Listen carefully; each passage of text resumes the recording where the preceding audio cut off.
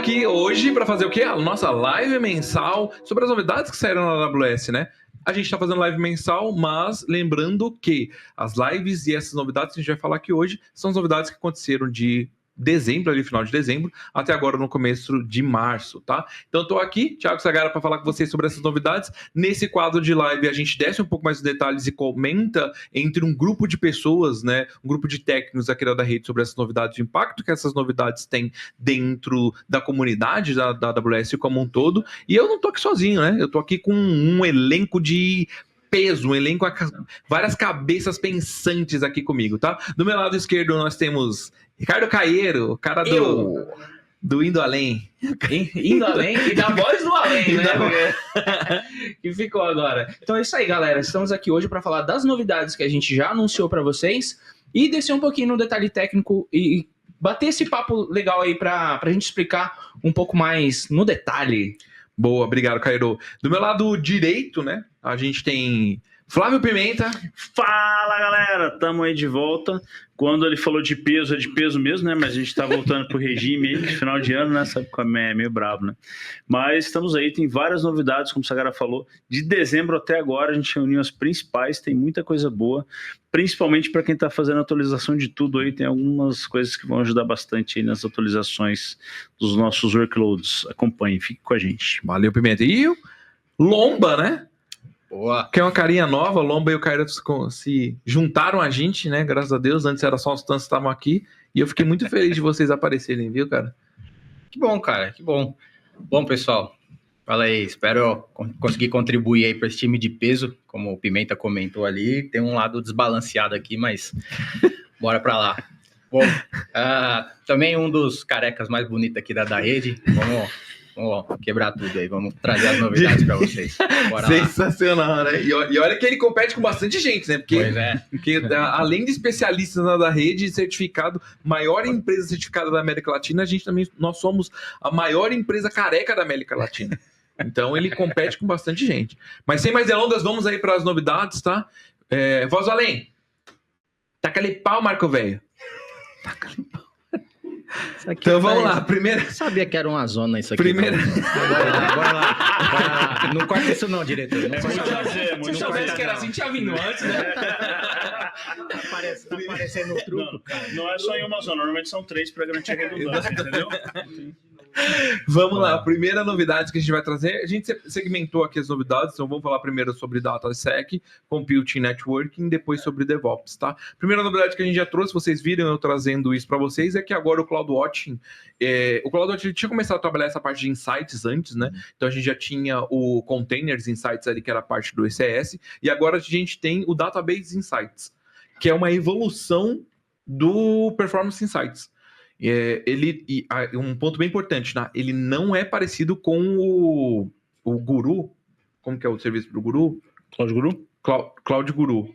Porque o Cloud Guru ele também te dá insights de database, né? Quando você habilita ele. Uns insights bem poderosos, inclusive. Mas a vantagem aqui do Database Insights é que ele vai muito mais no detalhe do que o Performance Insights. O Performance Insights é uma página meio estática. Então, você conseguiria ali ver o ACS, que era basicamente um cálculo que a AWS faz para saber se o seu banco ele tá, como eu posso dizer, ele tá estável ou não, né? Você acompanha ali no Performance Insights os weights, as queries mais executadas, tá demorando mais, enfim. Exato. Né, acredito que a gente consegue ter muito mais detalhe de performance, né, agora com o CloudWatch, do que só com o performance, né? A gente consegue analisar outras métricas, outras coisas para poder dimensionar melhor o nosso banco de dados, o shape da máquina e tudo mais. Né? A sensação que eu tenho olhando para baixo panos, Cairo, é que o Performance Insights era um subproduto do RDS. Então, a sensação que eu tenho é que a equipe de desenvolvimento do RDS desenvolveu o Performance Insights. E agora eles notaram que o Performance Insights é um produto de observability, então ele tem que estar abaixo do produto da AWS Observability, por isso que acabou trazendo para dentro do CloudWatch. Mas, cara, eu testei, ele tá gratuito por 7 dias, 14 dias, na verdade. Tá gratuito por 14 dias dentro ali dos databases, né? E, cara, ele traz insights bem melhores do que tinha no CloudWatch. Você consegue ter views diferentes. É bem interessante ali o contexto como um todo, cara. Eu gostei bastante da novidade. Cara, e a implementação disso é tão simples quanto qualquer outra métrica ali, né? Então, instalar o agente. Nem precisa do agente, né? Porque Mesmo sem agente? Exatamente. No RDS, você habilita ali a opção. Então, você habilita que você quer utilizar o CloudWatch Insights e ele automaticamente já cria... Basicamente é uma flag, né? Exatamente, é uma flag. Basicamente não, é uma flag. Você habilita uma flag. Você pode modificar, inclusive, o seu banco de dados. Seu banco de dados não tem. Você quer colocar o CloudWatch Insights para o database, é só você modificar e dar um modify dentro do RDS e ele automaticamente já muda, tá? Parecido com o Container Insights, provavelmente. Cara, é exatamente... Não vou dizer que é exatamente, mas é a mesma ideia do Container Insights. E a dúvida que está surgindo aqui é, traz downtime se eu habilitar? Ou não, ele habilita sem downtime? Precisa reiniciar o RDS? Tá, beleza. Ele vai provocar um downtime no Não RDS? provoca um downtime no RDS. Okay. Ele é 100% ali. Então pode aplicar no banco de produção a quente já. Vem com o pai. Show. E vamos que vamos, tá? Segunda novidade, ainda falando sobre database, é que o DNS, ele tá suportando agora você usar o S3 como source. E a grande vantagem disso é o quê? Você consegue subir um parquet ou um CSV dentro do RDS, dentro do S3, e você usar o DNS para pegar esse parquet ou esse CVS e construir um banco de dados.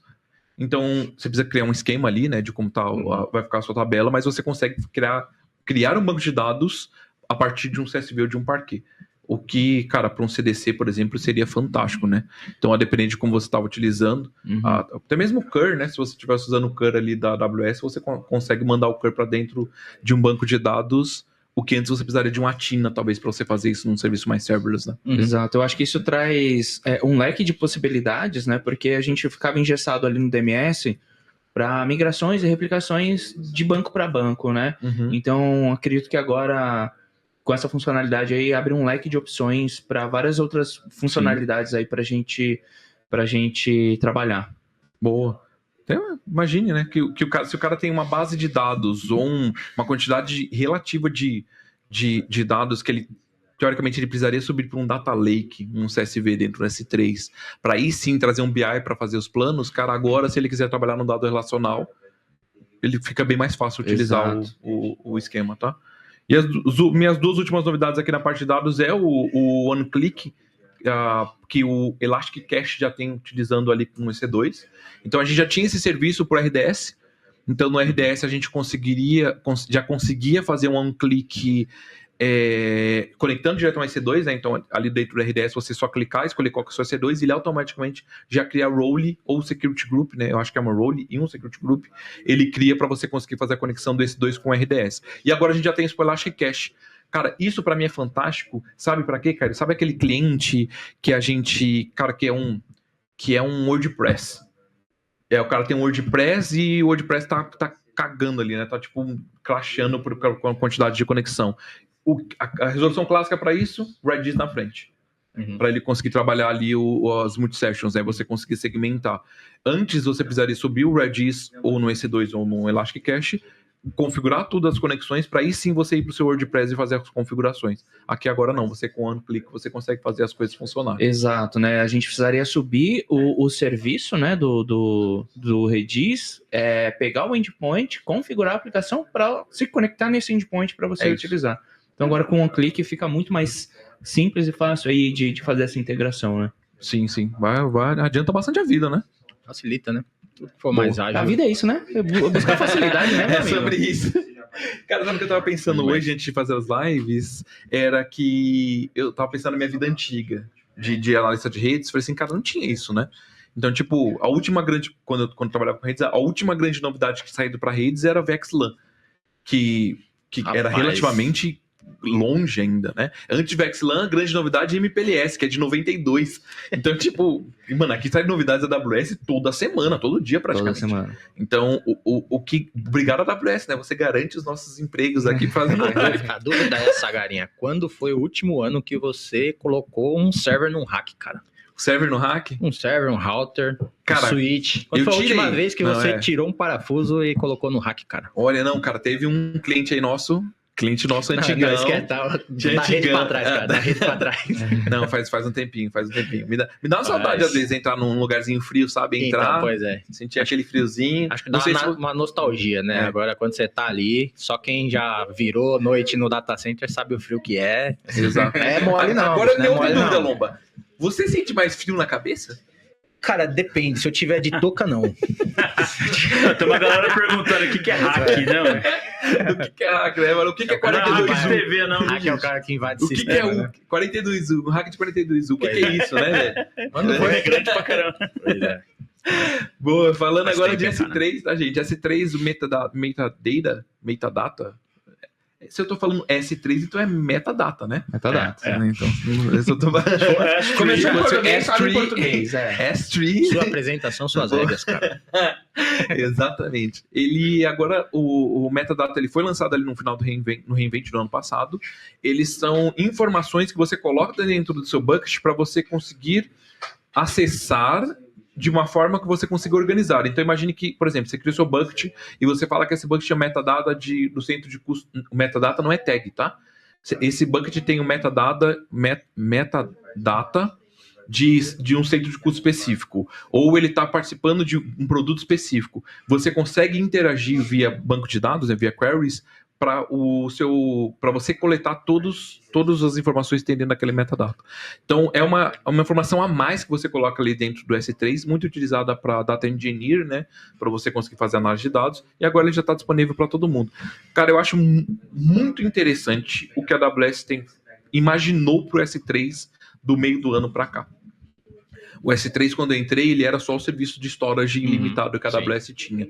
Storage em bloco, né? Cara, É um dos principais, cara. eu ia comentar exatamente isso. A gente acha que o S3 não tem mais para onde evoluir, não tem coisa nova para fazer com o S3, né? Mas, cara, é surreal as novidades sempre que a AWS traz para o S3, né? Não é simplesmente só um storage que você vai colocando coisas lá e tierizando em disco frio e disco quente. Né? Tem muita coisa que dá para fazer com S3. Né?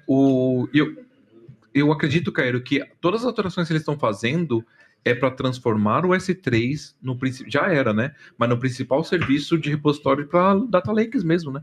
A gente está indo para um caminho onde tudo vai virar inteligência artificial. Então a gente precisa de um lugar que seja rápido, que seja seguro, que seja convergente e que tenha diversas funcionalidades para me ajudar nesse ponto. Cara, metadata.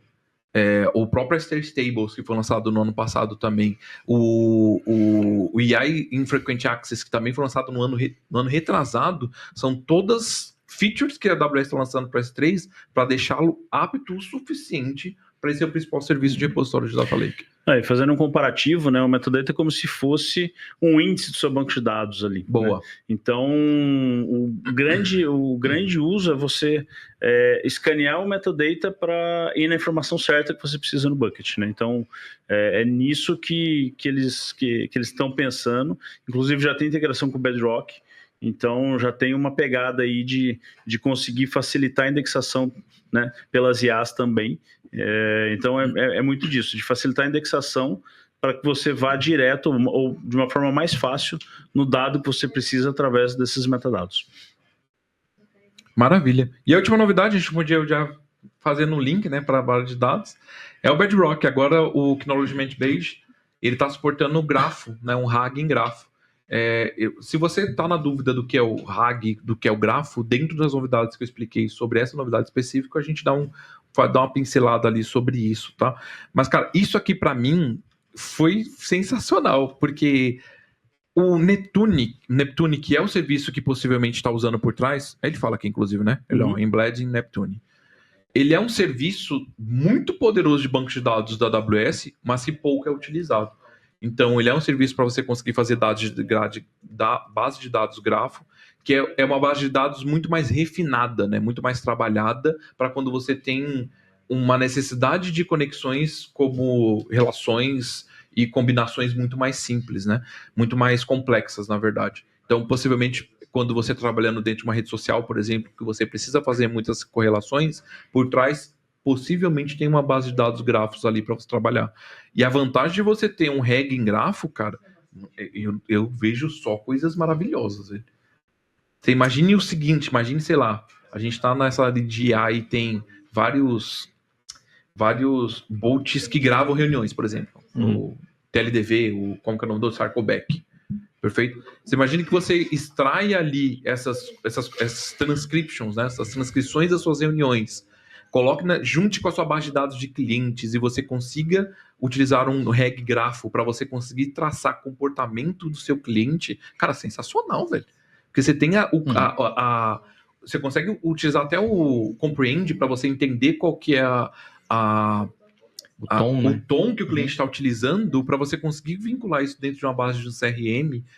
Cara, só coisas boas, né? Doideira, né, cara? Exato. Trazer insights, né, de satisfação, de nervosismo, agressividade, né, essas coisas. Até de satisfação, alegria, enfim. Todas as sensações ali que possam ser percebidas pelos tons, né, de voz. Aí você tira o enviesamento, né? Eu posso não gostar tanto de um cliente específico, ou ao contrário, eu posso gostar muito de um cliente específico e achar que ele está me passando uma mensagem se eu tiver uma análise tecnológica de como está o comportamento dele, eu tiro o viés. E aí ele fala assim, não, cara, você vai assistir que o cliente está super quente nesse deal, quando na verdade, baseado no que eu tenho de métrica, ele não está tão quente assim. Ele só gosta bastante de você. Exato. Maravilha. E a gente fecha as novidades de data, tá? Foram novidades bem legais. Novamente, a gente ficou 3 meses ali, mas saíram novidades bem bacanas, tá? E a gente falando de compute, né, que foi apresentado pro nosso amigo Lomba. E aí, vou falar aí, Lomba, da sua novidade. Vai, Lomba! Agora eu vou dar uma irritada. Oi! Dar uma irritada no Caeiro aqui, que ele era apaixonado por Microsoft. Acabou Nunca foi, jamais. Sofrendo uma atrás. Eu tenho uma foto com o Linus Torvalds no meu Instagram, só digo isso. É o início de carreira de todo mundo, né, cara? Não me julgue. Isso é verdade, cara. Isso é verdade. No Windão... Primeiro você começa, depois você melhora, meu amigo. Quando a gente não consegue atingir o máximo ali, a gente parte pro outro lado pra ver se dá certo em outra coisa, né? Agora lá. Piada interna aqui que você ia falar. A piada interna aqui, pessoal, a minha bagagem é muito mais voltada para ambientes Microsoft, tá? Voltado para infraestrutura e tudo mais. E hoje a gente traz a novidade do Windows Server 2025, né? O Windows Server 2025, o ano passado tinha já feito o release para EC2, então desde o ano passado a gente já tinha visões de AMI com o Windows Server e o Server Core, né? Que é aquela visão de Windows sem a parte gráfica. E agora a gente tem esse entregável diretamente no Elastic Beanstalk, né? A gente pode ver que dentro do Elastic Beanstalk ele já vai vir com o Net Framework 4.8.1 e o .NET 8.0. Também a parte do IS 10 ali, enfim. Então você tem toda uma stack, principalmente para web server, né? Mas não limitado a. Então a gente tem uma estrutura aí em todas as regiões da AWS para entregar a versão mais atualizada do sistema operacional Windows, beleza? E é uma versão LTS, né? Aquela versão de Long Term Support. Né? Exatamente. Sensacional. Cara, mas eu achei bem disruptivo, né? Tipo, a gente tá em março. O Windows Server 2025, ele lançou quando? Acho que, se não me engano, setembro, outubro do ano passado. Geralmente é outubro ali. Por aí. Ah, tá. Eles lançam um ano antes do ano posterior. Sim. Entendi. Até porque, assim, lança o SO para depois a AWS colocar nos serviços dela, né? Então, a AMI, ela sai até que rápido. Então, para EC2, a AMI já existia. Entendi. Agora, para Elastic Beanstalk tem que ter alguma coisa bastante estável, né? Quem nunca falou assim, saiu a versão, sei lá, Windows 12. Você não vai ser o primeiro a baixar o Windows 12 na sua máquina. Eu, particularmente, não faço, né? Eu espero um tempão para pegar todos os bugs ali para depois eu atualizar a versão do meu sistema operacional. Assim provavelmente com a AWS também, né? Precisa estabilizar as versões. Lembrando que o Elastic Beanstalk, ele é um serviço da AWS que ajuda você a gerenciar. Ele não é um serviço gerenciado. O que isso quer dizer? Justamente. Que você pode subir seu Windows Server dentro do Elastic Beanstalk, mas você ainda precisa atualizar o seu Windows Server. Exato. Entendeu? Então, não é que a AWS não é tipo um RDS que a AWS vai fazer a atualização de patch para você se você permitir. O SO ainda é de sua responsabilidade, Exatamente. Né? Ele te ajuda a subir e gerenciar isso de forma mais automatizada, deploy e tudo mais. Sim. Mas ainda é responsabilidade. Fazendo um parênteses rápido aí só para o pessoal entender, né? O Beanstalk, ele vai te ajudar a provisionar recursos como EC2, Security Group, Load Balancer, banco de dados, e você gerencia todos eles através né, da mesma telinha ali, que é a telinha do Beanstalk. Mas você também consegue ver individualmente cada recurso desse nas suas respectivas telas, Sim. né? Então, na tela de C2 você vai ver a sua máquina, na tela do RDS você vai ver seu banco de dados, enfim. Então, é só uma interface para te ajudar a provisionar de uma forma melhor e configurada tudo de uma vez, né? Exatamente. Boa. E aí, aproveitando também o tema do Elastic Beanstalk, né, também foi lançado ali o Coreto 17 e 21 com Tomcat 11, né? Então, ó, a gente também tem ali um suporte para plataformas de middleware ali de Linux, no caso, né? Amém. Então, assim, tudo que você tiver de web server, utilizar o Beanstalk vai facilitar o seu gerenciamento para administrar, como a gente comentou, as responsabilidades continuam sendo do cliente, né, e não da nuvem. E aí você consegue... Mas pode ser da rede. Ô, Jesus. Não, mas pegando um gancho... Não, eu terminei. Não, eu... Eu desisto. Aqui deu. Agora você tá entendendo. Muda o tema aí, vai. Pegando um gancho aí do que você falou do Beanstalk, né? Só para o pessoal ter esse comparativo, né? A gente tá falando, o Beanstalk suporta o Windows Server e tal. E você falou agora do Coreto.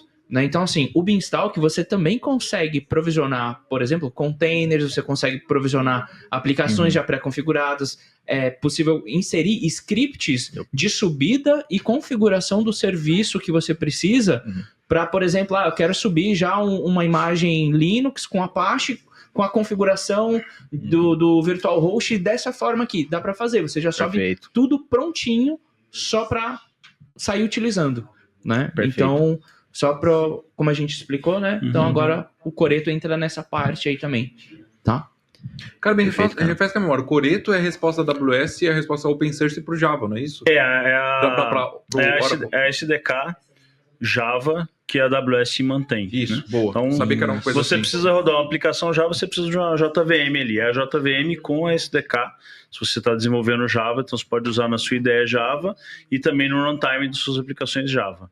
Então, a stack Coreto com o Tomcat, agora com o Tomcat 11, né, suportado no Beanstalk. E aí, até para dar mais detalhes do Beanstalk, o Beanstalk ajuda muito a vida do desenvolvedor que quer subir o código rápido ali, né?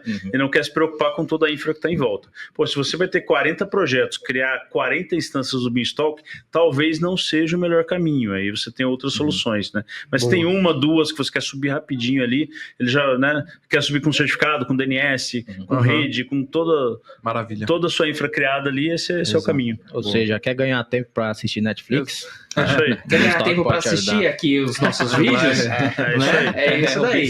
E tem uma CLI específica também, né?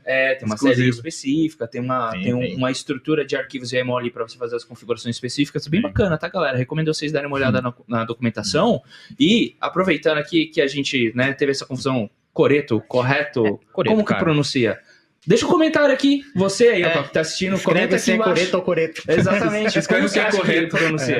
Como que é correto escrever o correto. Exatamente. Falar o correto. Boa.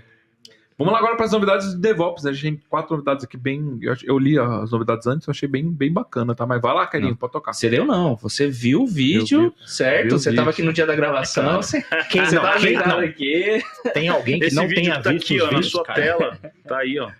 As novidades de DevOps by Caieiro. Boa. Clica no card aqui. Isso. Protocolo SIG3, aproveitando também. É isso aí. Mas assim, galera, essa novidade, né? O Inspector agora ele suporta o scan das imagens que estão no SR para imagens de containers que são aquelas imagens mais enxutas, né? Que são Scratch, Distroless e... São imagens que a gente deixa apenas as bibliotecas e tudo, somente o que a gente precisa de necessário para que aquela imagem base ela funcione, né? Então, agora se você precisar fazer uma identificação em alguma imagem dessa, por exemplo, se é uma vulnerabilidade Zero Day que precisa ser corrigida, né? A gente já consegue pegar aí com o Spectre fazendo essa análise das imagens no CR. Tipo um Ubuntu Lite ali, ela consegue... Sim, as imagens básicas ali. Exatamente. Que é o que eu, tipo, coloco no front dentro do Docker, do Docker. No Dockerfile, você coloca ali a imagem base que você quer utilizar para a construção do seu container. Uma boa prática é você utilizar imagens base que não, por exemplo, não vou pegar uma imagem base do Ubuntu, né, usando o Ubuntu como exemplo, né, do Ubuntu completo. Eu não preciso do Ubuntu completo, né? Então, existem ali imagens que é o tipo distroless, que são imagens enxutas, né? Hardenizadas já ali, somente com aquilo que é necessário para o sistema operacional poder suportar a sua aplicação. Alpine é uma bem usada. Alpine, exato. Alpine é uma outra distribuição de Linux, né? Super enxuta ali, a imagem é super pequena. Então, o Inspector vai conseguir te trazer esses insights para você saber, né, se você está usando uma imagem bacana, se não está, se você precisa mudar a tag, de repente já saiu uma latest daquilo e você não está sabendo, então o Inspector vai trazer esses insights para você. Antigamente ele listava as CVEs da imagem, agora ele consegue listar já uma sugestão de atualizar a imagem base para que você já resolva a CVEs, é isso? Isso, exatamente. Porque assim, no ECR a gente já tinha a funcionalidade de fazer o scan da imagem e trazer ali se tinha vulnerabilidade ou não. Isso, pessoal, já existia. Né? A gente não é uma coisa nova. Só que agora você consegue utilizar um Inspector para ajudar nessas investigações e nas recomendações das imagens que você está utilizando. Teve uma CVE recente, famosa aí do Nginx, no Ingress do Kubernetes. Do Ingress, né? Exato. Então, se você estava usando uma imagem base ali, ele já sugeriu trocar a imagem base ao invés de fazer um upgrade do Nginx na imagem que você já usa. De qualquer forma, só cuidado na hora de fazer isso, porque se você atualiza a base e não atualiza o restante das coisas, pode dar ruim, né? Então, pode quebrar. Exatamente. Tá usando, sei lá, um Python 3.1 pro 3.2, que muda a forma como você declara as funções, né? Você consegue colocar a função de outra forma ali. Se você atualizar a base e não atualizar o pacote, pode dar ruim. Mas é a boa prática, né? Exato. Faz na sua máquina primeiro. Exato. Faz em desenvolvimento. E vai promovendo, né? Nada de go horse, galera. Se na sua máquina funcionou, vai funcionar no resto. Com container, certeza, né? Normalmente. Geralmente sim. Depende da arquitetura. Boa. Bom, e aí a gente tem o CloudWatch Application Signals, né? Que não é o CloudWatch Application Signals, não é uma coisa nova, tá, galera? Isso já ocorria aí para Java e para Python, só que agora o CloudWatch Application Signals também oferece suporte para runtime de aplicações .NET, tá? Então, e o que isso quer dizer? Que você vai conseguir ver as métricas da sua aplicação, né, nativas ali do OpenTelemetry, né, que é um projeto da comunidade, né, de APM para você coletar métricas ali da sua aplicação e saber, né, como que está a performance, né, como está o desempenho da sua aplicação. Então a gente sabe que o CloudWatch ele já traz métricas, né, de recursos computacionais como CPU, memória, né, rede e tal. Só que agora a gente, com o Application Signals suportando .NET, você vai conseguir ver suas aplicações de .NET também em alguns outros insights de performance, como por exemplo, e está até descrito aqui nessa página, a gente, por exemplo, se a latência de resposta, né, ali da sua aplicação está demorando muito porque as pausas do Garbage Collector estão muito grandes. Então você vai conseguir ter esses insights, né, para avaliar melhor, né, o desempenho da sua aplicação com o CloudWatch Application Signals. Cara, Garbage Collector é uma palavra Java, muito legal, né, velho? Pra mim, o Garbage Collector é tipo você falar imbigo. Imbigo não devia ser errado, cara. Imbigo é uma palavra muito, muito legal. Garbage Collector. No .NET acho que não vai rolar esse BO, mas né, se você subir o Beanstalk com Windows 2025 Core usando o .NET, você consegue agora habilitar o Application Insights. Eu sei que, se vocês acompanham as novidades, tem uma novidade que você apresentou, o Pimenta apresentou falando sobre o Operation do Application Signal, e o Pimenta mostra como que configura ali, mostra configurando. Então, voz além. Vai colocar o link aqui embaixo para nós depois, né? Acho que a novidade no ano passado sobre... Nem eu lembrava que eu mostrei. Não, eu lembrava. Eu acredito. Eu lembrava porque eu assisti e achei bem bacana. Mas vamos lá, gente. Vamos lá que... Boa. A próxima aí é do Code Pipeline, né? Que agora a gente consegue executar, fazer a chamada de uma outra pipeline por dentro de uma pipeline. Entendeu? Maravilha. A gente geralmente quem usava o Jenkão, né? Ia fazendo uma stack de pipeline, uma puxando a outra. Agora a gente consegue fazer algo similar com o Code Pipeline. Então, quando terminar uma pipeline, você pode colocar aqui a próxima etapa e chamar uma outra pipeline para fazer alguma outra ação, fazer alguma outra integração. Não, Tá. sensacional, Legal, então, sensacional. é. Porque já usei muito uma pipeline chamando outra para quê? Eu tenho uma pipeline genérica, por exemplo, que recebe qual é o ambiente que eu vou fazer o deploy, a parte do CD, né? E a minha pipeline anterior, ela vai fazer todo um trabalho e de repente vai disparar o deploy em mais de um ambiente. Ou eu vou controlar, né? Vou ter um controle maior de chamar eventualmente a mesma pipeline mais de uma vez, só com parâmetros diferentes para ter ali, né, resultados diferentes. Isso é bem legal. É um uso bacana de dividir, né, o CI e o CD com pipelines, não só com os builds e deploys. Exato. Você segmenta, sim. né? Eu tava pensando, mas por que eu tenho duas pipelines? Porque, teoricamente, eu tenho uma pipeline para desenvolver um artefato como um todo. Mas não, você consegue quebrar seu artefato justamente porque se a pipeline quebrar, ela não quebra toda, né? Vai quebrar só uma parte dela. Então você consegue começar a desenvolver e você meio que tipo cria uma micro serviço de pipeline. E você consegue isolar bem o build do deploy, né? No Boa. build, a pipeline do build funcionou bem, então o build foi ok. Aquele artefato é o mesmo para que você vai usar para fazer o deploy. Publique em vários deploys. Sensacional. Só para Isso monitorar é todo bacana. esse processo, né? Você ter uma visibilidade justamente como ele está comentando, né? Então você trazendo isso em pequenos microserviços, pequenos pedaços, você consegue controlar isso e saber exatamente onde parou. Então errar pouco, errar pequeno, errar rápido, né? Eventualmente deploys que são dependentes, a gente não é para ter, né? Boa prática diz que não, mas às vezes você tem dois projetos que são dependentes, os dois têm que passar o build para depois fazer o deploy dos dois ao mesmo tempo, né? Então, se Faz passar sentido. as duas pipelines, uma de cada um, você vai para o deploy daquela solução, para a próxima etapa ali. Mas é muito bom isso. Mas isso Maravilha. aí isso tá em São Paulo, cara? Tá em Brasil? Vamos tá em todas ver. as regiões? Aqui Dá tá uma em olhada todas aí. as regiões, exceto Gov China. Isso, exato. Putz. Só porque eu queria colocar cara, uma poxa. pipeline dentro do Alibaba, né? Bom demais, pessoal, bom demais. Bom, e aí, por último, mas não menos importante, talvez a mais importante, né, Pimenta? Sensacional Essa aí eu é amei, incrível. E vou até abrir aqui para você comentar bastante, só vou falar aqui, ó, o EKS agora vai verificar os upgrades. Pimenta, comentem. Quem precisa fazer a atualização de EKS aí praticamente, né? Não, a gente vê que o lifecycle do Kubernetes tem ali sua regra definida e a cada 6 meses, basicamente, você precisa atualizar o seu Kubernetes, o ideal até antes, né?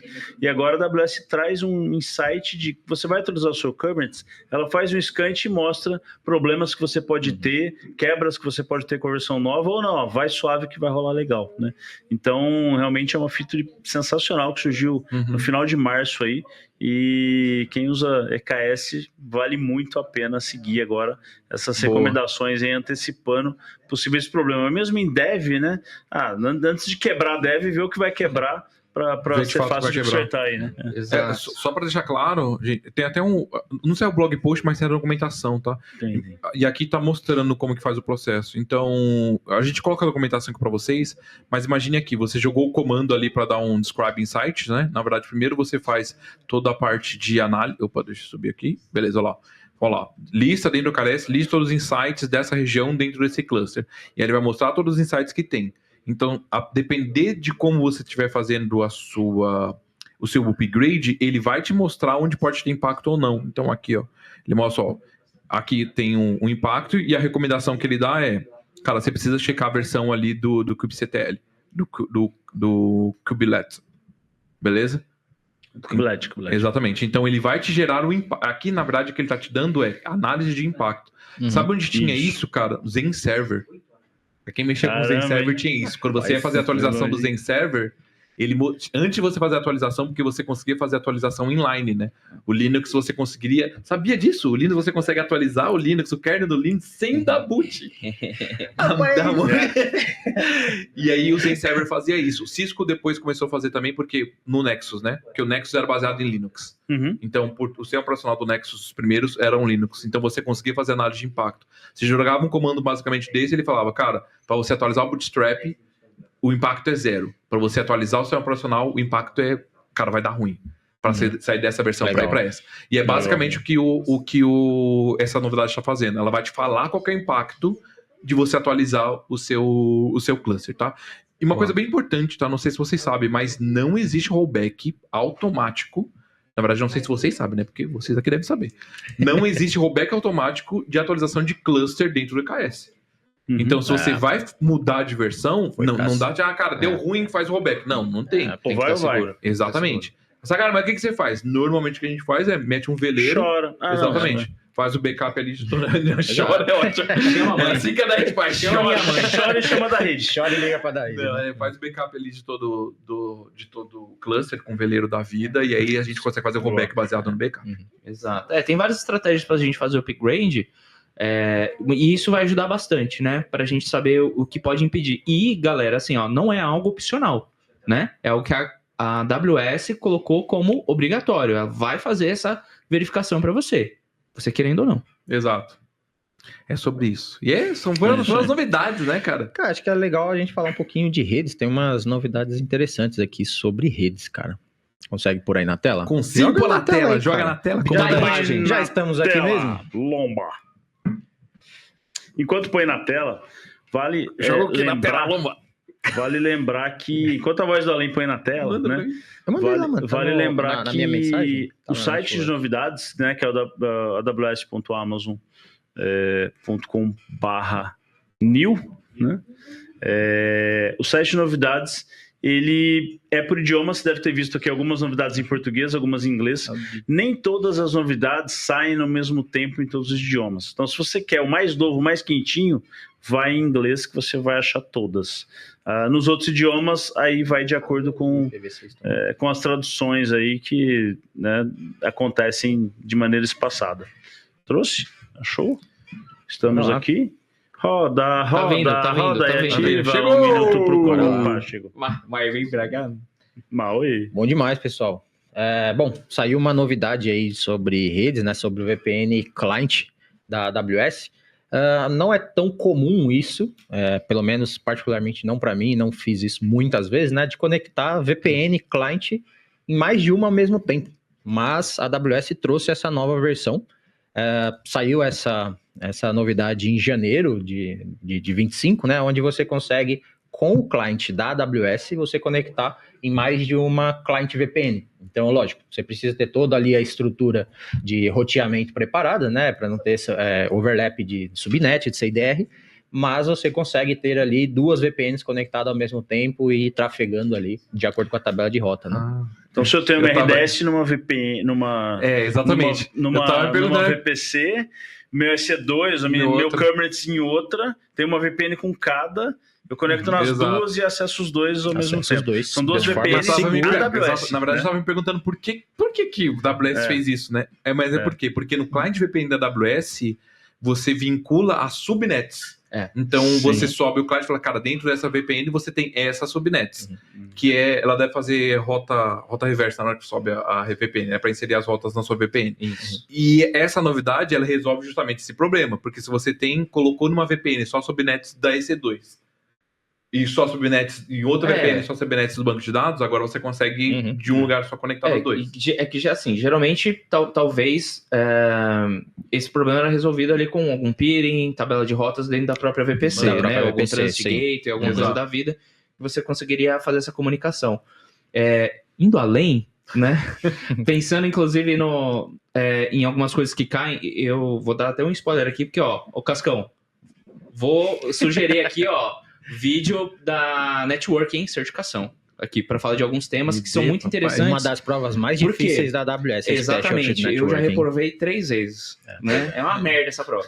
Nossa, vou fazer então. Pra ver como que é. Cara, assim, na prova cobra alguns conceitos, inclusive, de localidades, né, geográficas diferentes.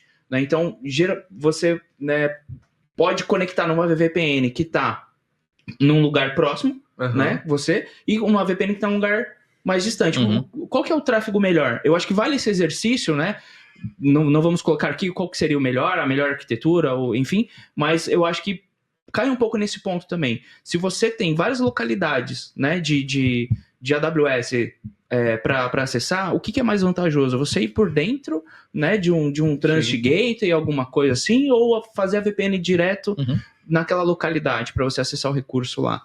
Geograficamente falando. Exatamente. Também. Então, acho que cabe isso. Às vezes a latência pode ser menor. Exato. A vantagem desculpa, AWS, não use o VPN da client. Porque baseado nisso, é muito melhor você ter a sua própria solução de VPN, se a solução for tão complexa desse jeito. Sim. Tem várias alternativas de você chegar no mesmo resultado, né? Que seria ali subir uma VM do Marketplace, ou subir uma própria EC2, colocar um appliance de Fire, alguma coisa assim. Via de regra, né? Via de regra. Cada caso é um caso, cara. Eu pensei aqui num cenário de algum consultor, por algum motivo, ter que conectar em duas empresas ao mesmo tempo diferente. Vai saber, o cara tem jornada dupla aí, né? Ninguém não se sabe. Mas, se for o caso, ele não precisa sair de uma conexão remota e ir para outra, né? Ele pode conectar das duas ao mesmo tempo. Mas assim, isso são ideias, né? São possibilidades. Isso não é fácil de fazer, não é tão comum você ver isso em outros serviços. Então a AWS te entrega isso. Só um adendo é que a versão do client ela precisa ser a 5.0 Plus, tá? 5.0 para cima aí. Boa. Então qualquer coisa abaixo disso, provavelmente você não vai conseguir fazer essa conexão. Beleza? Pode ter cenários de contas diferentes dos meus clientes que você uma série de conectar ao mesmo opções. tempo, Outro ponto legal é que, cara, empresas, né, que adquiriram outras, estão em etapa de fusão, e aí você tem duas VPNs diferentes. Cara, sensacional. Exato. Maravilha, gente. Essas foram as novidades aqui do último mês. Na verdade, os últimos 3 meses, tá? Então, deixe no comentário aqui se você gostou desse modelo que a gente está trazendo. Deixe qualquer tipo de comentário. Mande um beijo para mim. Qualquer coisa assim, presentes na minha caixa postal. Manda um chocolate agora na Páscoa. Pode mandar ali para minha caixa postal. E muito obrigado, Caeiro, Lomba, Pimenta, obrigado por estarem aqui. Eu que agradeço, cara. Espera ver vocês mais aqui, porque fazer novidades com vocês foi fantástico. Voz além, Cascão e Rafa, obrigado. Cheiro no sovaco.